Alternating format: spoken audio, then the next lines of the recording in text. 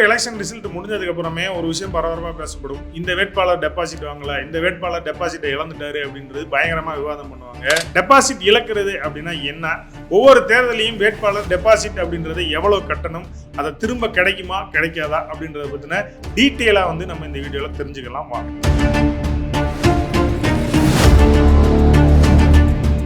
Deposit தொகை அப்படின்னா என்ன?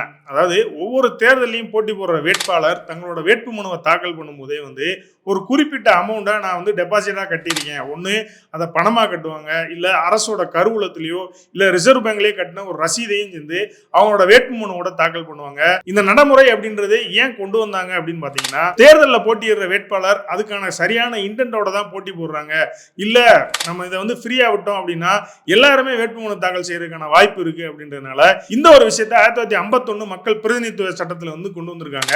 சரி, ஒரு வேட்பாளர் தேர்தலுக்கு எவ்வளவு டெபாசிட் கட்டணும்? அதாவது 1951 மக்கள் பிரதிநிதித்துவ சட்டத்துப்படி பாத்தீங்கன்னா, சட்டமன்ற தொகுதியில் போட்டி போற வேட்பாளர் பொது வேட்பாளராக இருந்தா அவரு 10,000 ரூபாய் டெபாசிட் ஆகும். அதே நேரத்தில் தாழ்த்தப்பட்ட பழங்குடியின வேட்பாளராக இருந்தா 5,000 ரூபாயும் டெபாசிட்டா கட்டணும். இதே இது மக்களவை தேர்தல், அதாவது எம்பி தேர்தலில் போட்டி போறாங்கன்னு வச்சுங்களேன், அவங்களுக்கு பொது வேட்பாளருக்கான டெபாசிட் தொகை 25,000 ரூபாய். அதே மாதிரி அவங்க தாழ்த்தப்பட்ட பழங்குடியின வேட்பாளராக இருந்தா 12,500 ரூபாயும் டெபாசிட் தொகையா கட்டணும் அப்படின்னு சொல்லி அந்த சட்டம் சொல்லுது. இதேதான் நீங்க குடியரசுத் தலைவர் தேர்தலையோ இல்ல துணை குடியரசுத் தலைவர் தேர்தலில் போட்டியிட்டாலும் அவங்க பொதுவா 15,000 ரூபாய் டெபாசிட்டா கட்டணும் அப்படின்னு சொல்லி தேர்தல் ஆணையம் சொல்லுது. சரி, டெபாசிட் இழக்கிறது அப்படின்னா என்ன? அதாவது ஒரு வேட்பாளர் ஒரு தொகுதியில போட்டி போடுறாருல, அந்த தொகுதியில பதிவாயிருக்க மொத்த வாக்குகளோட எண்ணிக்கையில 6ல் 1 பங்கு அவர் ஸ்கோர் பண்ணிருக்கணும். அதாவது அவரோட ஓட் ஷேரிங் அப்படிங்கிறது மொத்த ஓட்ஸ்ல இருந்து 1/6 இருக்கணும்.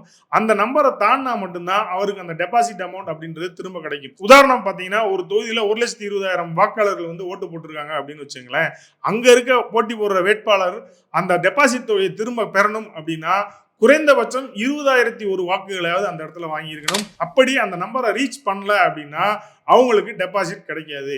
இதே ஒரு வேட்பாளர் 2 தொகுதியில போட்டி போடுறான்னு வச்சுங்களேன், 2 தொகுதியிலுமே அந்த 1/6 அப்படிங்கிற ஓட் ஷேரிங்கை தாண்டி அவர் வாங்கியிருந்தாலும் ஏதாவது ஒரு தொகுதியில் இருக்க டெபாசிட் அமௌண்ட் தான் அவருக்கு திரும்ப கிடைக்கும் அப்படின்னு தேர்தல் ஆணையத்தோட சட்டம் ரொம்ப தெளிவா சொல்லுது. அப்படி இந்த நம்பரை அந்த குறிப்பிட்ட வேட்பாளர் ரீச் பண்ணிட்டாரு அப்படின்னா தேர்தல் முடிஞ்ச உடனே எவ்வளவு சீக்கிரம் முடியுதோ அவ்வளவு சீக்கிரமே தேர்தல் ஆணையம் டெபாசிட் தொகையை அந்த வேட்பாளருக்கு திரும்ப கொடுத்துரும். இதுதான் ஒரு வேட்பாளர் டெபாசிட் வாங்கல இல்ல டெபாசிட் இழந்துட்டாரு அப்படின்றதுக்கு பின்னாடி இருக்க ஒரு கணக்குன்னு நம்ம சொல்லலாம். இந்த டெபாசிட் விஷயத்தை பத்தி நீங்க என்ன நினைக்கிறீங்க அப்படின்றத மறக்காம கமெண்ட்ல சொல்லுங்க. இதே மாதிரி இன்னும் சுவாரஸ்யமான வீடியோக்களை பார்க்க நம்ம மாலை மலர் சேனலோட தொடர்ந்து இணைஞ்சிருங்க.